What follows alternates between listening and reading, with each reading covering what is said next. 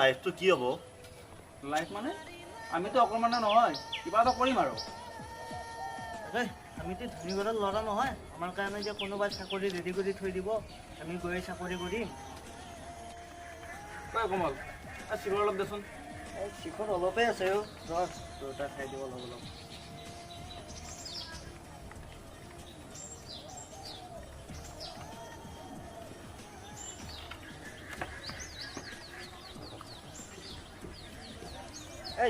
জ্বলা। ঐ তহঁতে নিজকে দুখীয়া বুলি পৰিচয় দিছ, কিন্তু বাবু চাহাবা ল'ৰাৰ দৰে প্ৰতিদিনে শিখৰ চিক্ৰেটৰ নামত 50-60 টকা খৰচ কৰি থাক। এইবোৰ তহঁতৰ কথা।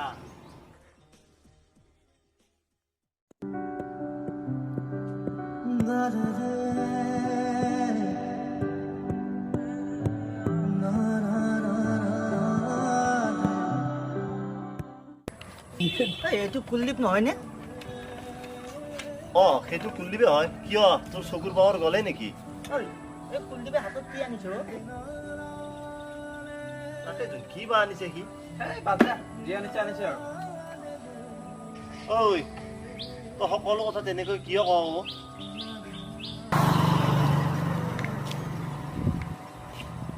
তহঁতে ইয়াতে বহিছ? কিনো কৰিম ভাই, বেকাৰ জীৱনলৈ জীয়াই আছো। বাৰু তই ক'ৰ পৰা আহিলি? চকৰ পৰা আহিলো। ঐ তোৰ হাতত সেইখন কিয়? এইখন এডমিট কাৰ্ড, হেল্থৰ এক্সাম আছে খালি। বাৰু তহঁতে এপ্লাই কৰিম দে। এপ্লাইনো কি কৰিম, আমিও ধনী মানুহ নহয় ন, তাৰ অলপ খোজ দিবৰ কাৰণে। দালালৰ বিৰুদ্ধে প্ৰতিবাদ কৰিলেও বিপদ আজিকালি। আমি কাৰো বিৰুদ্ধে মাত মাতিব নালাগে, মাত্ৰ আমি সজাগ হ'লেই হ'ল, সকলো সমাধান হৈ যাব। আৰু তই যে ক'লি দালালৰ কথা, দালালক ঘোচ আমি কিয় দিওঁ? ভুলটো আমাৰ। যদি আমি নিজে নিজক সংশোধন নকৰোঁ, তেতিয়াহ'লে এই সমাজত দালাল নকমে, বৰং বাঢ়িহে যাব। হয় দেছো, পেপাৰে পত্ৰই শুনি আছো বা দেখিও আছো, চবতে চোন কেলেংকাৰী। আমি সহজতে আনৰ ওপৰত দুখ জাপি দি ভাল পাওঁ, কিন্তু নিজৰ দুখটো হ'লে দেখুৱাবলৈ বৰ টান পাওঁ। আমাৰ সমাজখনৰ এটা ডাঙৰ ভুল আছে, কষ্ট নকৰাকৈ ফলটো আগতে খাব বিচাৰে। মই যাওঁ দেই, তহঁত বহ। যা একদম ভালকৈ দিবি। ঠিক আছে। আমি সকলোৱে চৰকাৰী চাকৰি এটাৰ পিছত দৌৰি ফুৰোঁতে জীৱনৰ আধাখিনি বয়স বেকাৰ গুচি যাওঁ। তই কিন্তু এইটো ভাল কথা ক'লি দেই, কিন্তু চাকৰিটো আশা কৰি থাকিলে নহ'ব ন, বিজনেছ এটাও কৰাটো ভাল। সেইটো হয়, ময়ো বুজি পাইছোঁ।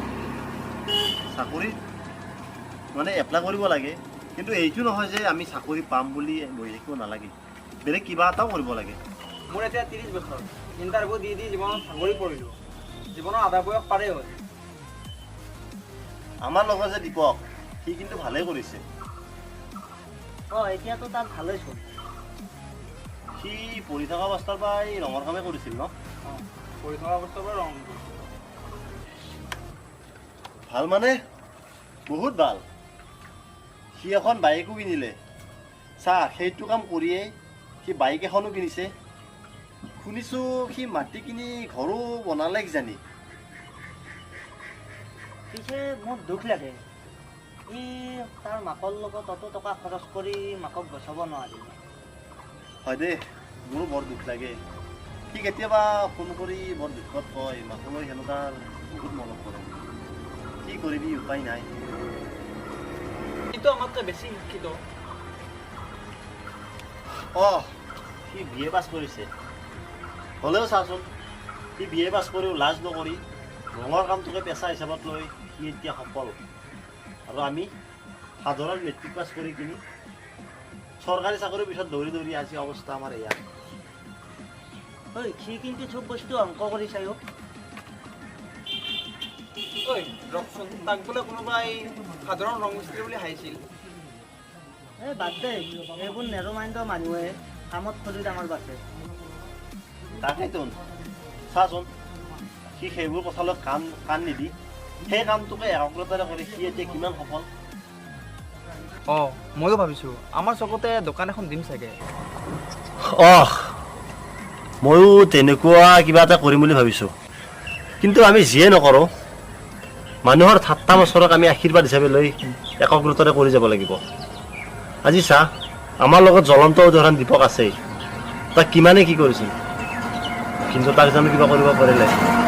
আমি তাকে অনুকৰণ হিচাপত লৈ আমি কাম কৰি যাব লাগিব। আমি চাবি এদিন আমি সফল হ'মেই। শেষত কোনেও চাকৰি ৰেখাত বহি নাথাকি কমলেও এখন গাহৰি ফাৰ্ম আৰম্ভ কৰিলে, বিপুলেও এখন গেলামাল দোকান আৰম্ভ কৰিলে আৰু ৰাজুৱেও দীপকৰ পিছে পিছে গৈ ৰঙৰ কাম শিকিলে। গতিকে কোনেও চাকৰি ৰেখাত বহি নাথাকি সকলোৱে নিজৰ নিজৰ কৰ্মৰে নিজৰ নিজৰ পৰিচয়বোৰ দাঙি ধৰিব চেষ্টা কৰক। জয় আই অসম, জয় হিন্দ।